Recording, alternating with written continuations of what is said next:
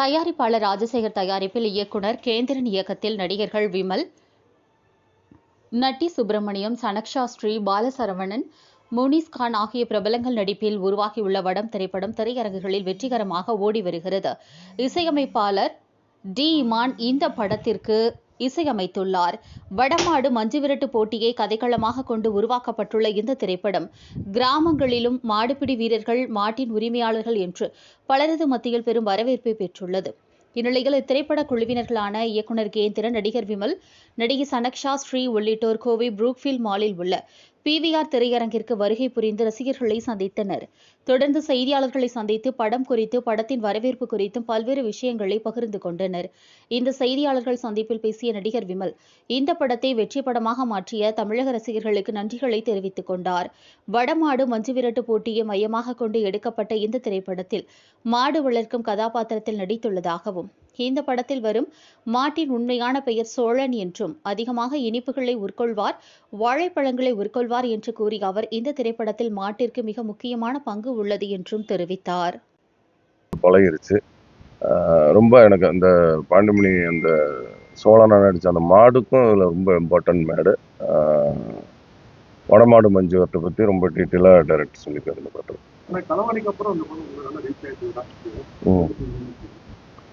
இது வந்து ஒரு மண் சார்ந்த படம். களவாணி மாதிரி இதுவும் ஒரு மண் சார்ந்த படம்.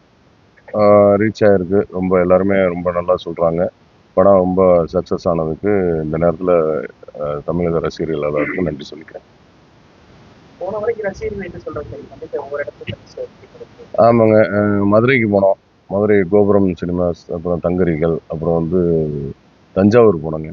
தஞ்சாவூர்லேயும் சரி எல்லா ரசிகர்களுமே ரொம்ப, ஏன்னா அது ஒரு மண் சார்ந்த படம், வடமாடு மஞ்சுவரட்டை பேஸ் பண்ண ஒரு படங்கிறதுனால எல்லாருமே வந்து ரொம்ப ரசித்து பார்க்குறாங்க, ரொம்ப என்ஜாய்மெண்ட்டாக பார்க்குறாங்க. இது வந்து ஒரு நல்ல ஒரு கமர்ஷியல் மூவி. ஃபேமிலியோடு வந்து நல்ல என்டர்டெய்னராக ஒரு 2 மணி நேரம் ஜாலியாக ஒரு படம் பார்த்தோம் அப்படிங்கிற அளவுக்கான படம் வந்து ரொம்ப நல்லா இருக்குது அப்படின்னு சொல்லி எல்லாரும் சொல்கிறாங்க.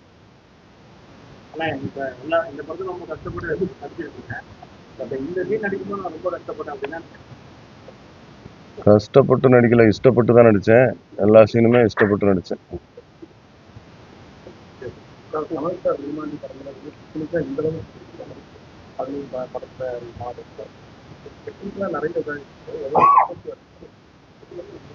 இல்லை, இது எல்லாமே இப்போ இந்த மாடு வர்ற ஒவ்வொரு காட்சியுமே சிஜிஎல்லாம் கிடையாது.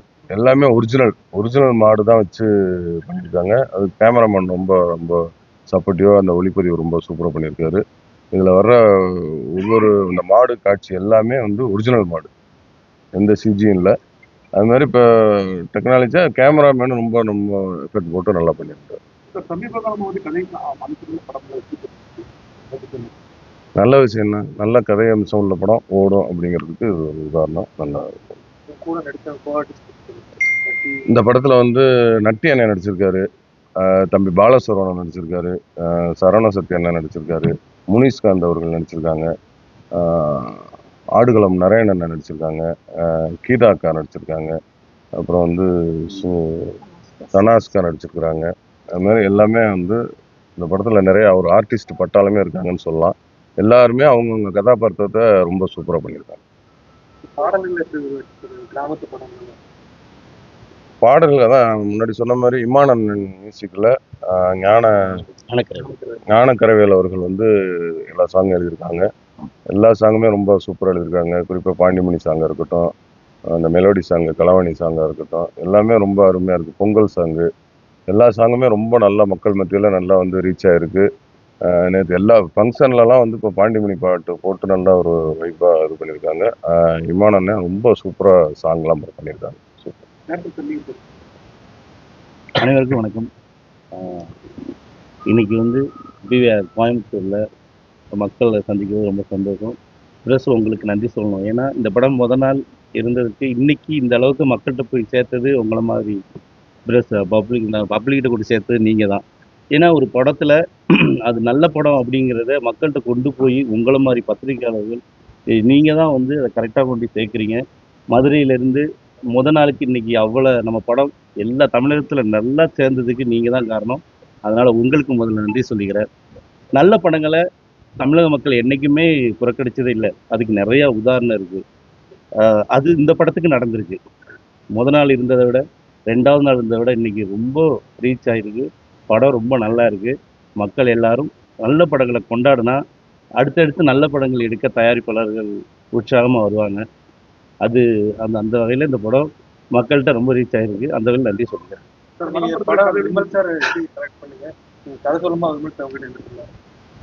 நான் கதை எழுதி ஒரு கிராமிய படம்னாலே உங்களுக்கு எந்த முகம் ஞாபகத்துக்கு வரும்? விமல் சார் தான். கதை கேட்ட உடனே அவருக்கு ரொம்ப பிடிச்சிருந்துச்சு. அடுத்து அவர் வந்து என்னைக்கு படத்துக்குள்ளே வந்தாரோ அதுலேருந்து படம் ரொம்ப வேகமாக வளர்ந்து 4-5 மாதத்தில் ரிலீஸ் பண்ணியிருக்கோம். அதுக்கு சாருக்கு நன்றி சொல்லணும். இதில் நடித்த நட்டி சாராக இருக்கட்டும், நரேன் சார், பாலசரவணன், இன்னும் இதில் ஏன்னா பேரை நான் விட்டுறக்கூடாது. இதில் நடித்த அத்தனை கதாபாத்திர நடிகர்களுக்கும் இந்த நேரத்தில் நன்றி சொல்லணும். ஏன்னா ஒரு படம் வேகமாக நடக்கணும்னா நடிகர்கள், அதை தாண்டி அந்த படத்தை தயாரிக்கிற தயாரிப்பாளர், எனக்கு எல்லாமே கரெக்டாக கிடைச்சதுனால அந்த படம் அவ்வளோ நல்லா வந்திருக்கு. கரெக்டான சொன்ன டயத்தில் ரிலீஸ் ஆனதுக்கு இவங்கெல்லாம் காரணம். அதனால் இது எல்லாம் கிடைச்சாலும் தயாரிப்பாளர்கள் சரியாக இருக்கும்போது தான் அந்த படம் வேகமாக எல்லாம் சரியாக நடக்கும். அந்த வகையில் நான் கொடுத்து வச்சவன் நல்ல ப்ரொடியூசர் கிடைச்சதுனால இது அடுத்த படத்துக்கு துண்டு போட்டார். முதவே போட்டாச்சு. அதான் அடுத்த படத்துக்கு சீட்ல துண்டு போட்டு வச்சிட்டாரு. கன்ஃபார்ம் ஆயிடுச்சு. வாழ்த்துக்கள். வணக்கம் சார். எனக்கு இது ரொம்ப சந்தோஷமா இருக்கு. லைக் இதுக்கு முன்னாடி நாங்க மதுரைக்கு போய் அங்க மீடியா பிளஸ் நார்மல் ஆடியன்ஸ் எல்லாரையும் மீட் பண்ணி அவங்க எப்படி ஃபீல் பண்றாங்க கேட்க ரொம்ப சந்தோஷமா இருக்கு. இப்ப கோயம்புத்தூர் அதே மாதிரி நாங்க வரோம். லைக் மண் சார்ந்து படம் பண்ணிட்டு மண்ணோட உங்க மக்களோட பார்க்கும்போது உங்களோட வரவேற்புலாம் கேட்கும்போது ரொம்ப ரொம்ப ரொம்ப ரொம்ப ரொம்ப சந்தோஷமா இருக்கு. Thank you so much. எனக்கு இதுல 11 சப்போர்ட் கொடுத்துருக்கு. தமிழ்நாட்டில இருந்து தான். தமிழ் பெண்கள் அப்படிலாம் மொழி கிடையாது. நடிக்கிறது நிறைய வருவாங்க. இல்லை நடிக்கிற நல்ல ஆர்டிஸ்ட்டை அவங்க, ஆனால் இவங்க தமிழ்நாட்டிலே கிடைச்சது. ஏன்னா இதுக்கு முன்னாடி நான் பண்ண படம் எல்லாமே கேரளா, மலையா அப்படிதான். இவங்க தமிழ்நாட்டில் கிடைச்சு ஓகே தமிழ் பண்ண அறிவுப்படுத்துறதுக்கு சந்தோஷம்.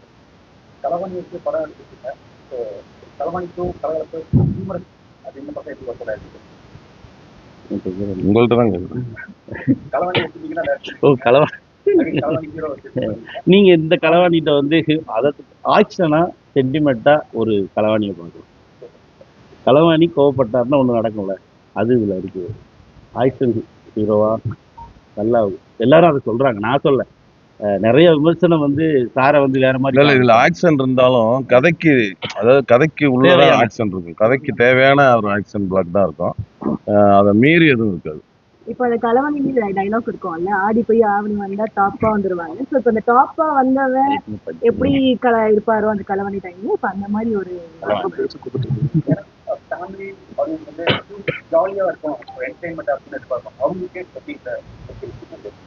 அதான் இது வந்து ஒரு நல்ல ஒரு கமர்ஷியல் என்டர்டைனர் படம் தான். ஒரு பேக்கேஜா இருக்கும். நீங்க காமெடி இருக்கும், ஆக்ஷன் இருக்கும், சென்டிமெண்ட் இருக்கும். அதை தாண்டி இந்த படத்துல படம் மஞ்சு வரச்சுன்னு ஒரு பெரிய விளையாட்டு இருக்கு. நீங்க ஒரு கிரிக்கெட்டை வந்து நேர பாக்குறதுக்கும் டிவியில பாக்குறதுக்குள்ள வித்தியாசம் இருக்கு. அதே மாதிரி ஜல்லிக்கட்டை நீங்க வடமஞ்சி வரட்டை வந்து நீங்க ஒரு கிரௌட்ல பாக்குறத விட ஒரு ஸ்கிரீன்ல பார்க்கும்போது உங்களுக்கு ஒரு கண்டிப்பா அந்த படத்துல இருக்கும். ஒரு புது அனுபவமா இருக்கும். அதை தாண்டி பாடல் எல்லாமே நீங்க என்ஜாய் பண்ற மாதிரி இருக்கும். கண்டிப்பா அங்கேயும் காமெடி இருக்கும், எல்லாமே இருக்கு. ஒரு பேக்கேஜான ஒரு படம் இது. நீங்க எது உள்ள ஒரு ஃபேமிலியோட வரலாம் தைரியமா, முகம் சுளிக்காம அம்மா அப்பா குழந்தைகளை பக்கத்துல வச்சு பார்க்க வேண்டிய ஒரு படம். எந்த இடத்துலயும் முகம் சுளிக்கிற மாதிரி ஒரு ஷாட் கூட இந்த படத்துல இருக்காது.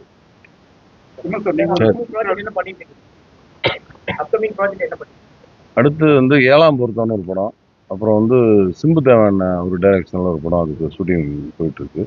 7ஆம் பொருத்தம் ஷூட்டிங் முடிஞ்சு அடுத்த ரிலீஸ் வந்து 7ஆம் பொருத்தம் தான். இல்லை 7ஆம் பொருத்தம் வந்து இது வந்து ஒரு கமர்ஷியல் படங்கிற மாதிரி 7ஆம் பொருத்தம் ஒரு நல்ல புது கண்டென்ட்டாக இருக்கும். எல்லாருக்கும் பிடிச்ச படமா இருக்கும். ஒரு மலையாள படம் ஒரு அந்த ஃபீல்டில் இருக்கும். அடுத்து விலங்கு 2ஓட அந்த கதை விவாதம் போயிட்டு. ஆமா, திரையில வராது, ஓடிடியில் வரும்.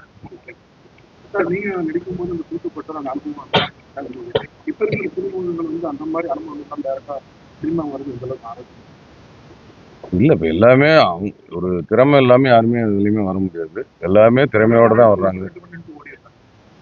அது இல்லைங்க. அது நம்ம அவங்கவங்க திறமை. இப்போ என்னன்னா, இப்போ 15 வருஷத்துக்கு முன்னாடி உள்ளதுக்கும், இப்போவுக்கும் நிறைய அப்டேட் ஆயிருக்கு. இப்போ உள்ள இளைஞர்கள்லாம் ரொம்ப நல்லா யோசிக்கிறாங்க.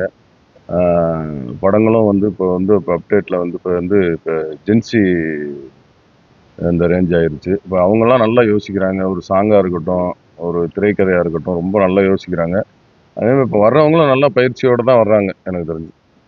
விலங்கு நல ஆர்வலர்கள் கிட்ட இருந்து ஏதாச்சும் ஏன்னா புலன்புல் வந்து ஜல்லிக்கட்டுல இருக்கிறது மட்டும்தான் காலை யூஸ் பண்ண சொல்லியிருக்காங்க. படத்துல வந்து அப்படி இருக்கும்போது அவங்க கிட்ட இந்த நீங்க அந்த மாதிரி இல்லை, அதாவது எப்படின்னா நம்ம விலங்குகளை துன்புறுத்தக்கூடாது, அவ்வளவுதான். நம்ம அதோட நம்மளோட வாழ்ற அது ஒரு உயிர் தானே. அது மாடுன்னு ஒரு உருவம் மட்டும் மேல இருக்கு. ஆனா அது நம்மகிட்ட இருக்கிறத விட நிறைய அன்பு நிறைந்த நீங்க இந்த படத்துல நடிச்ச மாட்டெல்லாம் பாத்தீங்கன்னா ஒரு 2வது நாள் 3வது நாள்லாம் ஆக்ஷன் சொல்லும் போது அது பொசிஷனுக்கு வந்துடும். அப்ப அந்த மாட்டுக்குள்ள நம்ம தான் மாடுன்னு ஒதுக்கி வைக்கிறோம். நீங்க எல்லா மிருகங்களுக்குள்ளேயும் ஒரு அன்பு இருக்கு. அதை நம்ம தேடி பிடிக்கணும், அவ்வளவுதான். அந்த வகையில இந்த படம் எடுத்து என்னன்னா ஒரு ஒரு மாடு வளர்க்குற ஒருத்தர் வந்து இந்த படத்தை பார்த்துட்டு படத்துல யார் யாரு எப்படிலாம் படம் எடுக்கிறாங்க, ஆனா மாட்டை பத்தி எப்படி உங்களுக்கு எடுக்கணும்னு தோணுச்சு அப்படின்னு கேட்டு அவர் கண்கலங்கினார். ஓ, அப்ப எனக்கு சந்தோஷமா இருந்துச்சு. ஓ, அவர் அந்த அன்பை பார்த்தேன். இதே மாதிரி நமக்கு சொல்ல முடியாத எத்தனை மனிதர்கள் இருப்பாங்க மாட்டோட கனெக்ட் ஆனவங்க. ஏன்னா இங்க மாடு வளர்க்காத யாருமே கிடையாது கிராமங்கள்ல. ஒரு பசு மாடாவோ ஏதோ ஒரு உழவு மாடாவோ எங்கேயோ நம்ம அதை கனெக்ட் ஆகிட்டே இருப்போம். அந்த அத்தனை மனிதர்களுக்கும் இந்த படம் சந்தோஷம் தரும்னு நான் முழுசா நம்புறேன்.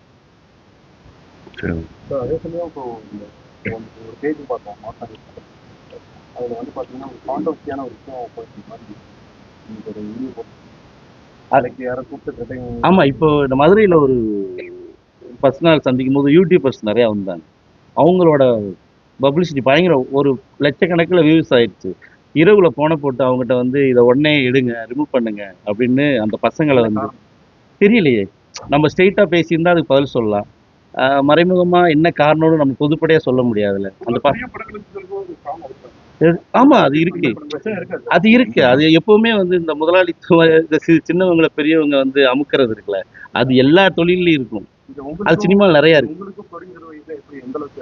எனக்கு வந்து டிஸ்ட்ரிபியூட்டர் சப்போர்ட்டா இருக்காங்க, தேட்டர் சப்போர்ட்டா இருக்கு. எனக்கு நிறைய தேட்டர் கிடைச்சிருக்கு, எனக்கு டிஸ்ட்ரிபியூட்டர் கரெக்டா பண்ணியிருக்காங்க மக்கள்கிட்ட. ஆனா இடையில தடுக்கிறவங்களை வச்சு நம்ம ஏன் ஃபீல் பண்ணணும்? அதெல்லாம் தாண்டி தான் ஒரு லைஃப்ல எதுவுமே வந்து போராட்டம் இல்லாம ஜெயிக்க முடியாதுல்ல. இதுவும் இன்ட்ரெஸ்டா தான் இருக்கு, பார்ப்போம். தமிழ்நாட்டில் பெரிய பட்ஜெட் எடுக்கக்கூடிய ஜனநாயக படம்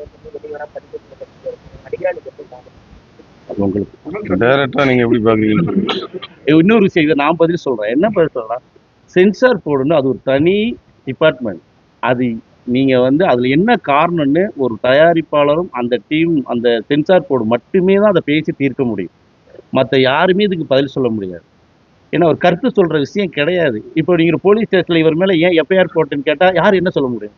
அந்த கேஸோட தன்மை அந்த காவல்துறைக்கும் அந்த தப்பு பண்ணவங்களுக்கு மட்டும்தான் தெரியும். அது மாதிரி இது ஒரு டிபார்ட்மெண்ட். அதுக்கான தீர்வு அவங்களே, அந்த ப்ரொடியூசரும் அந்த சென்சார் போர்டும் கண்டிப்பா மிக விரைவில் தீர்த்துக்குவாங்க. இது வேற ஒண்ணு, வேற பிரச்சனை. இது மற்ற படங்களுக்கு இப்படி பாதிப்பு வருமானு கேட்டா வராது. அது அந்தந்த படத்தை பொறுத்து இருக்கும். அதிகமான காலையில் அழைக்கிறவங்களுக்கு